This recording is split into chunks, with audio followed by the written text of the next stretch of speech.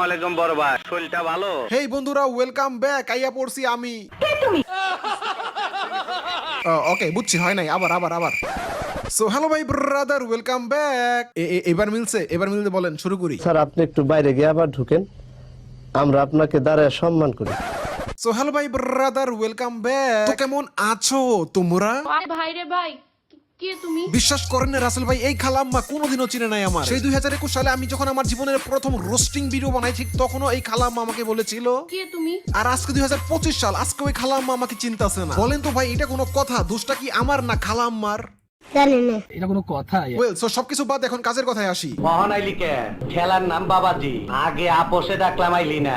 আহা, আরে ডিপজল চাচা, এমন কিছু না। আচ্ছা শুনো, অনেকদিন পর যেহেতু ভিডিও বানাচ্ছি, সুতরাং একটু উচিত আমার সবার খোঁজ খবর নেওয়া, কি বলো? তো বলো তো, কেমন আছো তোমরা? আশা করছি তোমরা সবাই অনেক অনেক বেশি ভালো আছো, এবং আল্লাহর রহমতে তোমাদের দোয়ায় আমিও অনেক অনেক ভালো আছি। তোমরা যখন থেকে আমাকে চিনো, তোমাদের সবার পরিচয় হয়তো তখন শুধু একটাই ছিল, যে তোমরা একটা গেমার। তোমরা জাস্ট একটা গেমার, এর বাইরে তোমাদের অন্য কোনো পরিচয় ছিল বলে আমার মনে হয় না। উফ, মায়ের কি দিন ছিল। কারবারি বরিশাল আর কারবারি নোয়াখালী, কে থাকতো গ্রামে কিংবা কে থাকতো শহরে, কোনো মেটার করতো না। এমন কি কার বয়স 15 কিংবা কার বয়স 25, কোনো মেটার করতো না। জাস্ট যার সাথে যার ভালো গেম প্লে জমতো, তার সাথে সেই স্কোয়াড সারাদিন তার সাথে পড়ে থাকতো গেমে। আর কাস্টম ম্যাচে একবার যদি কেউ কাউকে নক করে লল ইমোট দিয়েছে, তাহলে তো হইলই ভাই। ভারত পাকিস্তানের যুদ্ধকেও হার মানাবে। ওরে বাবা রে বাবা। বিশ্বাস করেন না রাসেল ভাই, ভারত পাকিস্তানের যুদ্ধটাও এত ভয়াবহ না যতটা না ভয়াবহ অবস্থা হইতো শুধুমাত্র একটা লল ইমোট দেওয়ার কারণে। সেই সময়টা আমার জন্য ছিল একটা সোনালী সময়। কি না করছি আমি সেই সময়টা! ইস, কত জনরে কত ভাবে ভরছি, কত জনরে তো আমার পাছায় থাপ্পড় মেরে মার্কেট থেকে বের করে দিয়েছি। সেই ফ্রি ফায়ার গেম কিন্তু এখনো আছে, এখনো কিন্তু অনেক মানুষ আছে যারা কিনা সারা রাত জেগে ফ্রি ফায়ার গেম খেলে। কিন্তু নেই শুধু এখন আমার, শুধু সেই 2019 সাল থেকে 2022 সালের ফ্রি ফায়ার প্লেয়ার গুলো। শুনেছি তারা নাকি বেশিরভাগই এখন আর গেম খেলে না। তাদের পরিচয় এখন আর গেমার না। তাদের ভিতরে কেউ হয়তো এখন আর দুনিয়াতে নেইও, কেউ হয়তো আবার বেঁচে থেকেও মরে আছে, কেউ আবার রয়েছে নিজের সকল ইচ্ছা স্বপ্ন মাটির নিচে চাপা দিয়ে নিজের পরিবারের দিকে তাকিয়ে তারা এখন বিদেশে পাড়ি জমিয়েছে। কেউ বা হয়তো একটা চাকরির জন্য এই পার থেকে সেই পার ঘুরে ঘুরে বেড়াচ্ছে, কিন্তু চাকরি আর হচ্ছে না। আবার কেউ হয়তো চাকরি পেয়েও গিয়েছে, এখন সে চাকরি নিয়ে ব্যস্ত। আর ওই যে যেই মেয়ে গেমার গুলো ছিল, তারা হয়তো এখন কারো না কারো সংসার করতেছে, কারো এখন আর গেম খেলার সময় নেই, সবাই সবার জীবন নিয়ে ব্যস্ত। কিন্তু আর এত ব্যস্ততার মাঝখানেও আমি চলে এসেছি তোমাদের মাঝে আবারও। এত ব্যস্ততার মাঝখানেও মানুষ যখন একটু অবসর সময় পায়, তখন তারা কি করে? কেউ হয়তো একটু ফেসবুক স্ক্রল করে, কিংবা কেউ হয়তো একটু টিকটক চালায়। বিশ্বাস করেন না রাসেল ভাই, সেদিন আমি সকালবেলা ঘুম থেকে উঠে একটু ফেসবুকে ঢুকেছিলাম, আর সাথে সাথে আমি শুনতে পেলাম, বলেন তো ভাই, এটা কোনো কাম হইলো? ফেসবুকে লাইভে এসে কেমনে পারলো নিজের মায়ের নিয়ে এসব কথা বলতে? আহা, সমাজ কোথায় গিয়ে দাঁড়িয়েছে? সমাজ তো ধ্বংস হয়ে যাচ্ছে। সমাজ কতটা নষ্ট হলে এই কথা শুনতে হয়? এই অসভ্য প্রাণীদের কথা আমি ভুলে থাকতে চাই। কত সুন্দর একটা পরিবার ছিল, এরা মা ছেলে একসাথে কত জায়গায় ঘুরতে যেত। হঠাৎ বুঝলাম না এই মা ছেলের সংসারে কি এমন হইল। এর মতো একটা মহিলা ধর্ষণ মামলা আমাকে দিতে পারে? 50 বছরের একটা মহিলা আমাকে ধর্ষণ মামলা দিচ্ছে, তাকে কিভাবে ধর্ষণ হয়? তোকে কিভাবে ধর্ষণ হয়? সহমত ভাই তোমরা যে যাই বলো, আমি কিন্তু এখানে মামুনের সাপোর্টে। একটা মা হয়ে কিভাবে ছেলের নামে 5-5টা মামলা করতে পারে, তাও নাকি আবার একটা ধর্ষণ মামলা। এই মেয়েটাকে ধরে আমার কাছে পাঠিয়ে দাও, ওকে ঝাড়ু দিয়ে ওর পিঠে ক্রশ করে তাকে আগে মারতাম, কমপক্ষে 3 মিনিট মারতাম। ভাই ফাইজলামি নাটক সব বাদ। আসলে বিষয়টা হচ্ছে ভাই, লাইলার আছে বহুত টাকা, কিন্তু বাড়ার সমস্যাটা হচ্ছে লাইলার শখ জাগছে বুইরা বয়সে কচি খাওয়ার। আর কেন জানি মনে হয় আমার তার কচি খাওয়ার স্বভাবটা অনেক আগে থেকেই আছে, যার কারণে এর আগে লাইলার আরো দুইটা বিয়ে হয়েছিল, একটাও টিকে না। সো জাস্ট এই বড়ির একটাই দোষ, তার শখ জাগছে কচি খাওয়া। আর তার এই ফাদের শিকার ছিল মামুন।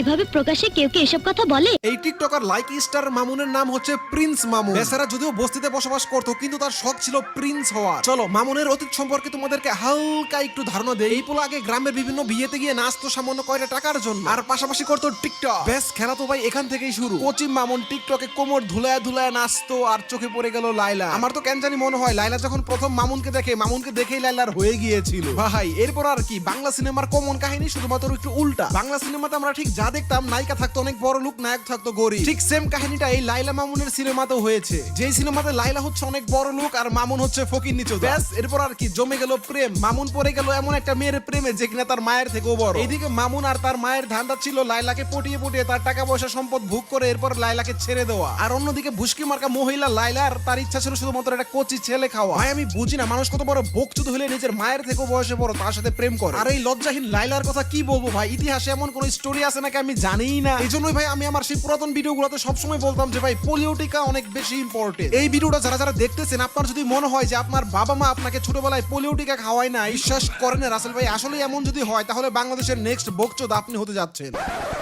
ওহ ভাই রে ভাই, লাইলা মামুনের বকচোদ মার্কা কাহিনী সে কবে থেকেই তো দেখে আসতেছি, এই জন্য অনেক সময় এগুলো ইগনোর করি। মনটা চাই খুইলা ওকে মুখের ভিতরে ঢুকায় রাখি, যাতে করে এই বস্তিগুলোর নতুন কোনো সিনেমা আর না দেখতে হয়। কিন্তু ভাই কষ্টের কথা আর কি বলবো, সিনেমা একটা দেখা শেষ করি আরেকটা দেখা শুরু হয়। কষ্ট করে জিম করলাম, ওয়ার্কআউট করলাম, আমি কম খাই, আমি এত বেশিও খাই না সবার মতো।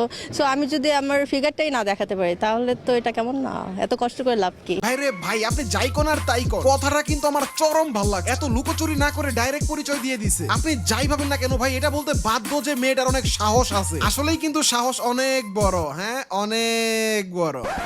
অনেকদিন পর যেহেতু ভিডিও বানাচ্ছি, বিশ্বাস করেন রাসেল ভাই মাথায় কিচ্ছু আসতেছে না। আর এইদিকে আপনারা যারা আমার সাবস্ক্রাইবার আছেন তারা তো আমার পিছনে উঠে পড়ে লাগছে। এত বছর ধরে এত চেষ্টা করলাম নিজেকে লুকায় রাখার, আর পারলাম না। ভাই বিশ্বাস করেন অনেক চেষ্টা করছি, তো এই জন্য আমিও চেষ্টা করতেছিলাম একটা ভরাভরি ভিডিও নিয়ে আসার জন্য, বাট পারতেছিলাম না। আমার অনেক অনেক খুব ইচ্ছা ছিল যে আমি অনেক সুন্দর একটা কামব্যাক করব, যে কামব্যাক দেখে সবাই সারপ্রাইজ হয়ে যাবে, কিন্তু সেটার কিছুই হয় নাই। কেন জানেন? আজ মানে যখন আমি ভিডিওটা বানাচ্ছি ঠিক আজকে ঠিক রাত 12টায় আমি টিকটকে ঢুকি, আর কেন জানি আমার সামনে এই ভিডিওটা চলে আসে। সো হ্যালো ভাই ব্রাদার, ওয়েলকাম ব্যাক অল্প কিছু সময়ের জন্য। তো তাড়াতাড়ি বলো কেমন আছো তোমরা?